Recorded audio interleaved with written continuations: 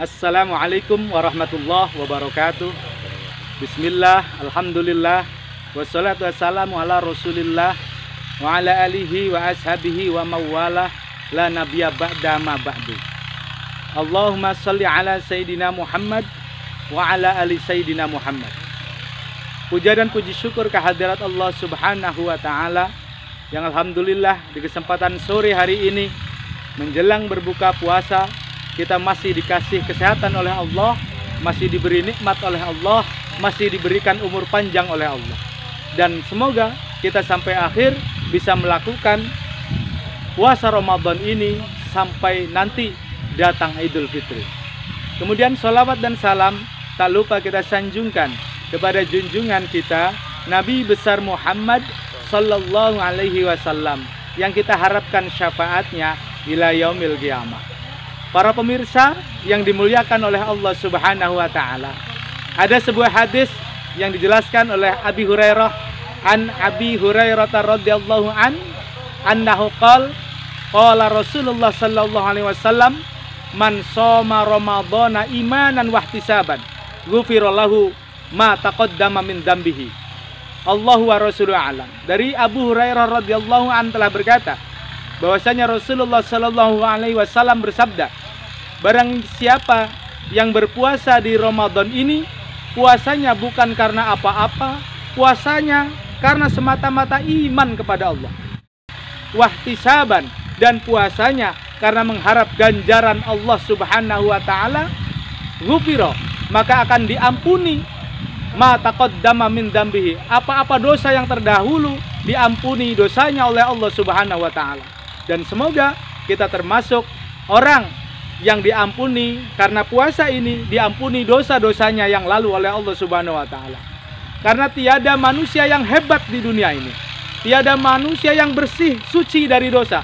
Semua manusia, entah itu kiai, entah itu ulama, entah itu seperti kita ini, orang yang dhaif, orang yang lemah ini, semua mempunyai dosa. Berkah daripada Ramadan, moga-moga dosa kita yang lalu-lalu diampuni oleh Allah subhanahu wa ta'ala. Para pemirsa yang dimuliakan oleh Allah subhanahu wa ta'ala, akan sedikit kita bahas kenapa manusia itu hidupnya dalam kegalauan terus. Kenapa hidupnya manusia ini selalu merasa dalam kesusahan, dirundung masalah terus menerus. Ternyata semuanya ini bermuara daripada rukun Islam. Yang akan kita bahas sekarang ini adalah rukun Islam. Kenapa perkara dari rukun Islam itu tadi itu bisa menentukan manusianya itu sendiri? Karena ini masalah cara pandang. Cara pandang manusia, ketika cara pandangnya itu melihat sesuatu itu memakai sedotan, maka yang dilihat itu sangat kecil sekali, sehingga gampang menyalahkan orang lain, gampang mencerca orang lain, gampang menghina orang lain, karena cara pandangnya itu kecil, hanya memakai sedotan. Berbeda ketika cara pandangnya melihat sesuatu dengan sesuatu yang besar, atau memakai mikroskop misalkan, atau memakai paralon yang sedikit agak besar, itu akan melihatnya lain. Ketika kita melihat dengan sedotan, maka ketika ada orang nungging, itu disangkanya orang lagi apa? Ternyata kalau ketika kita memakai paralon, itu akan terlihat bahwasanya itu lagi sujud. Ini tentang cara pandang. Hidup kita mulai sekarang di Ramadan ini harus mengubah cara pandang hidup kita. Cara pandang kita ini, hidup ini mau pakai cara pandang lalat atau cara pandang lebah? Cara pandang lalat, ketika si lalat ini berada di taman yang penuh bunga, berada di taman yang wangi, akan tetapi cara pandangnya yang dia cari, yang dia pandang hanya sampah. Artinya apa? Dia selalu negative thinking kepada orang lain. Dia selalu melihat kejelekan orang lain. Dia selalu menghina-hina orang lain, mencerca orang lain. Mental lalat itu tadi, walaupun tempatnya adalah taman bunga yang sangat indah, pikirannya tetap negatif. Ini harus dirubah. Beda dengan cara pandang lebah.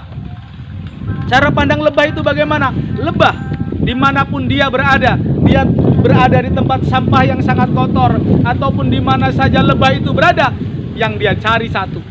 Yang dicari lebah ini adalah bunga yang manis. Dia cari bunga walaupun dia tempatnya di tempat yang kotor. Lebah ini pergi ke tempat sampah, dia akan mencari bunga yang sangat indah. Kenapa? Dia selalu memakai positive thinking. Pikirannya selalu sehat, tidak gampang menghina orang lain, tidak gampang menyalah-nyalahkan orang lain. Cara pandang yang positive thinking itu tadi, cara pandang yang baik itu tadi akan menghasilkan apa? Akan menghasilkan sarang yang isinya adalah madu. Madu itu manis, madu itu untuk imun tubuh kita, madu itu sangat enak sekali. Ketika cara pandang kita itu melihat sesuatu itu dengan penuh keindahan, maka yang akan kita dapat madu itu bukan hanya manis untuk kita, akan tetapi manis dan bisa memberikan manfaat untuk banyak orang. Para pemirsa yang dimuliakan oleh Allah, kembali lagi di awal pembahasan tadi, bahwasanya permasalahan hidup itu muaranya adalah rukun Islam. Kenapa bisa seperti itu? Rukun Islam yang pertama itu adalah syahadat. Syahadat itu adalah pondasi. Ketika kita syahadatnya hanya sholat saja, ketika syahadatnya itu hanya keperluan-keperluan yang urgen saja, cobalah sekali-kali kita itu bersyahadat, bersaksi kepada Allah bahwasanya Islamnya saya bukan karena Islam keturunan, akan tetapi Islamnya saya karena saya ini mendapatkan hidayahmu ya Allah.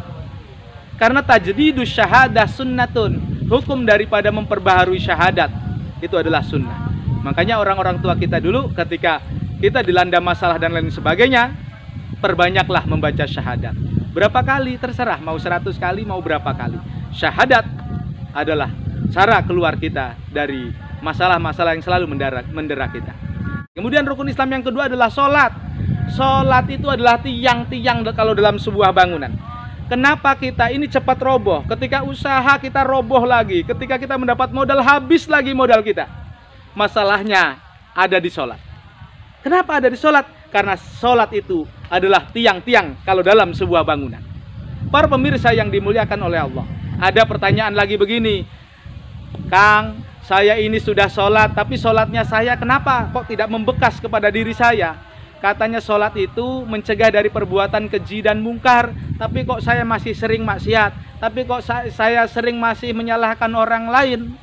Karena sholatnya tidak berfungsi itu tadi, ketika takbiratul ihram tidak merasa kita ini makhluk yang kecil, merasanya kita ini makhluk yang hebat, makhluk yang berpangkat, makhluk yang mempunyai kedudukan, makhluk yang alim, sehingga sholatnya tidak berfungsi, menjadi innas sholata tanha anil fahsya'i wal munkar. Kemudian kenapa saya sudah sholat tapi kok kelakuan saya masih seperti ini saja? Karena ketika sujud kita tidak merasa. Sujudnya hanya sujud saja, tidak merasa kita ini orang yang banyak dosanya. Kita ya sujud tapi tidak merasa kita banyak dosanya. Itulah saudara, permasalahan kegalauan. Kalau anak milenial, kegalauan yang kau hadapi itu masalahnya ada di sholatmu. Kemudian yang ketiga daripada rukun Islam adalah zakat. Zakat itu diibaratkan sebuah ventilasi udara dalam suatu ruangan. Zakat itu diibaratkan seperti pintu. Zakat itu diibaratkan seperti angin-angin di dalam sebuah bangunan. Ketika sudah menjadi bangunan, kemudian tidak berpintu, kemudian tidak ada ventilasi, maka kalau saya katakan mlekbek. Mlekbek itu haredang. Nah, ada lagunya itu. Haredang, haredang, haredang. Panas, panas, panas. Nah, itu. Kenapa bisa seperti itu? Karena dia tidak zakat. Zakat ini adalah ventilasi udara. Ketika orang itu sudah banyak rizkinya, kemudian sakit, tidak sembuh-sembuh. Lihat, zakatnya benar atau tidak. Para pemirsa yang dimuliakan oleh Allah Subhanahu wa Ta'ala, zakat ini kalau sebuah bangunan laksana seperti ventilasi udara, laksana seperti pintu di dalam sebuah bangunan. Para pemirsa yang dimuliakan oleh Allah, kemudian yang keempat adalah puasa. Puasa, kalau dalam sebuah bangunan tadi sudah ada pondasinya, kemudian sudah ada ventilasinya, sudah ada pintunya, kemudian sholat itu adalah tiangnya, maka puasa adalah bangunan yang di sekitarnya, tembok yang di sekitarnya. Puasa. Kalau kita merasa hidup kita ini terus menerus digempur oleh orang yang hasud kepada kita, kalau kita merasa hidup kita ini dizolimi terus menerus oleh orang lain, kalau kita merasa kita tidak bangun-bangun dari keterpurukan hidup, maka berpuasalah. Karena puasa itu bagaikan tembok dalam suatu bangunan yang melindungi kita dari angin dan terik matahari. Kemudian yang kelima adalah haji. Para pemirsa yang dimuliakan oleh Allah, untuk haji ini dalam Safinatun Najah dijelaskan, wa hijjul baiti man istata'a ilaihi sabila. Apabila dia mampu untuk melaksanakan ibadah haji.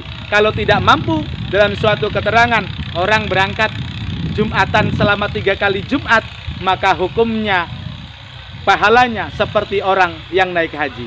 Haji kalau kita sudah bisa melaksanakan, atau yang belum melaksanakan, moga-moga Ramadan ini Allah mendengarkan doa kita. Semoga para pemirsa semua dan saya tentunya juga para pemirsa, semoga cepat naik haji, dibukakan jalannya oleh Allah untuk datang ke Masjidil Haram. Para pemirsa yang dimuliakan oleh Allah, haji itu kalau bangunan diibaratkan sebuah atapnya yang menutupi sebuah bangunan itu. Artinya apa? Kalau sudah atapnya, maka temboknya, maka pondasinya, maka tiang-tiangnya itu tidak akan bakal rusak karena adanya atap itu tadi. Semoga kita bisa melengkapi hidup kita ini dengan rukun Islam ini, sehingga kegalauan dalam hidup, kesusahan dalam hidup kita, masalah yang selalu mendera kita bisa terselesaikan dengan baik. Semoga Allah Subhanahu wa Ta'ala memberkahi kita semua. Para pemirsa budiman yang dimuliakan oleh Allah, sampailah kita di fadilah sholat raweh 9 dan 10. Di taraweh yang ke-9 dan 10 dalam kitab Durratun Nasihin majelis ke-4 dijelaskan bahwasanya fadilah dari sholat raweh ini yang ke-9 adalah memperoleh pahala seperti pahala orang yang beribadah kepada Allah yang seperti ibadahnya Nabi Muhammad sallallahu alaihi wasallam. Masya Allah, hari ke-9 ibadahnya ditingkatkan seperti ibadahnya yang Allah kasihkan kepada Nabi besar Muhammad sallallahu alaihi wasallam. Kemudian di tarawih yang ke-10, Allah akan memberikan rizki untuknya. Rizki apa saja? Rizki berupa kebaikan dunia dan berupa kebaikan akhirat. Saya berpesan kepada para pemirsa semua, jangan tinggalkan sholat rawih ini. Kalau sekarang di masa COVID-19 ini yang merasa kesusahan, sholat rawih malam ke-10, Allah akan memberikan kebaikan dunia dan kebaikan akhirat. Amin amin ya rabbal alamin. Mungkin hanya sampai di sini. Insya Allah kita berjumpa dalam Ramadan esok hari. Mohon maaf yang sebesar-besarnya. Wallahul muwaffiq ila aqwamit thoriq. Wassalamualaikum warahmatullahi wabarakatuh.